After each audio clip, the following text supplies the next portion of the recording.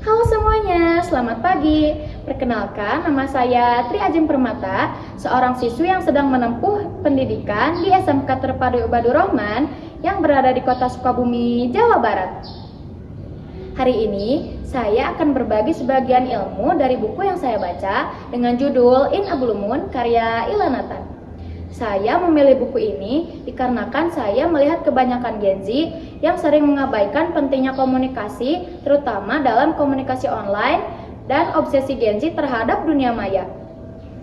Novel ini bercerita tentang Lucas Ford, seorang kepala koki profesional, dan Sophie Wilson, seorang perempuan cerdas namun tertutup karena trauma masa lalunya. Dulunya mereka adalah seorang teman saat masih duduk di bangku SMA. Namun, suatu konflik yang disebabkan oleh Lucas membuat pertemanan mereka hancur dan meninggalkan luka di hati Sophie. Seiring waktu, keduanya belajar untuk memaafkan dan menghadapi masa lalu serta menemukan makna cinta sejati. Gaya bahasa yang digunakan dalam cerita ini adalah gaya bahasa yang ringan, modern, dan mudah dipahami oleh para pembaca.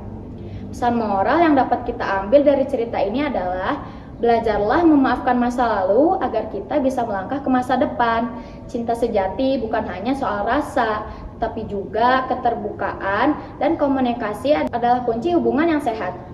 Kelebihan dari cerita ini adalah alur cerita yang ringan namun penuh emosi dan kehangatan, juga penggambaran karakter yang kuat dan realistis membuat para pembaca mudah terbawa suasana. Kekurangan dari cerita ini adalah beberapa bagian cerita terasa terlalu lambat di awal, serta konflik utama yang kurang menegangkan dan lebih fokus pada hubungan emosional. Secara keseluruhan, menurut saya In a Blue Moon adalah novel yang cocok untuk para Gen Z yang sedang menjalin hubungan tetapi selalu mengabaikan komunikasi dalam hubungan tersebut. Novel ini mengingatkan kita agar tetap selalu mengutamakan kemanusiaan serta komunikasi adalah kunci hubungan yang sehat.